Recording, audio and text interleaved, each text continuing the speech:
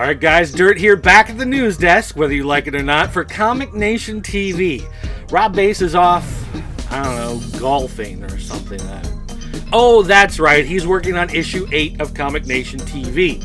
Because we do a big show every so often that actually, covers a bunch of stuff, but this is the weekly update. And for the news desk today, earlier this week I talked about the new DC number ones, but believe it or not, there are actually other comic books hitting the market this week, and the big one is, in fact, the all-new Ultimate Spider-Man. Miles Morales made his big debut in his own number one book.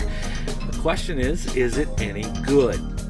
A lot of people were upset when they announced that this change was happening. Peter Parker was dying in the Ultimate Universe, and Miles Morales would be taking his place.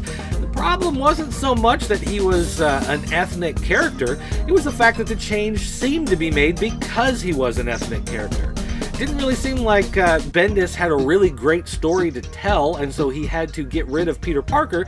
It just seemed more like, hey guys, diversity.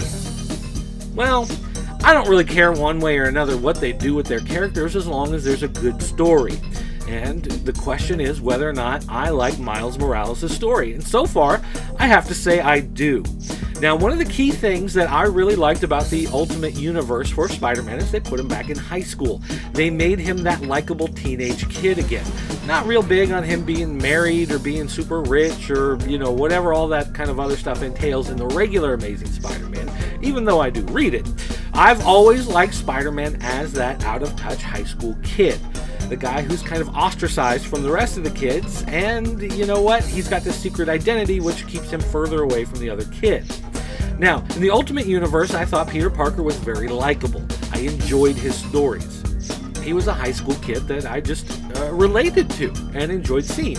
So the question is Miles Morales a nice kid? Do you like him? Is he relatable? And so far, yes.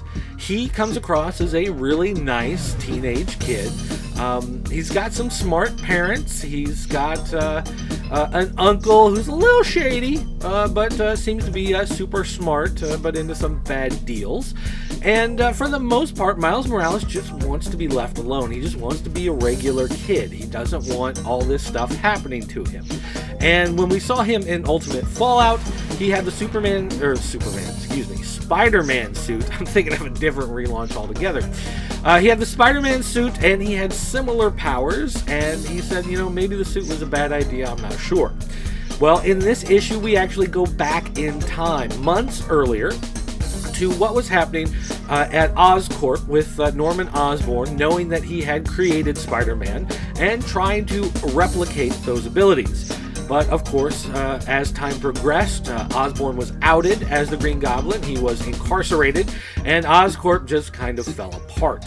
This is where our story really kind of picks up, because one of the spiders, of course, escapes, finds its way to Miles Morales, and bites him, giving him powers. And amazingly enough, here in the first issue, he doesn't have any wall-crawling ability. He's not messing with spider sense. He's not shooting webs. He actually turns invisible, which is not a Spider-Man power, which makes it somewhat interesting to see, is his power base going to be a lot bigger?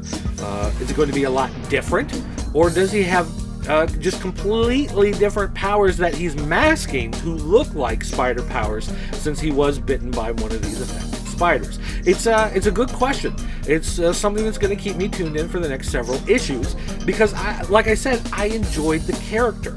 Now, I'm not a big fan of making changes for the sake of making changes. You want to make him an African-American? Fine. You want to make him half Latino? I don't care. You want to make him a Japanese Jewish immigrant with an Irish mom and a Russian father? I don't really care, as long as it's a good story. And as far as Ultimate Comics all-new Spider-Man number 1, I have to say it is a good story. I enjoyed this issue quite a bit, and I will be looking forward to issue 2. That's going to do it for Comic Nation TV on this Friday. Thanks for watching, everybody. Catch you next time.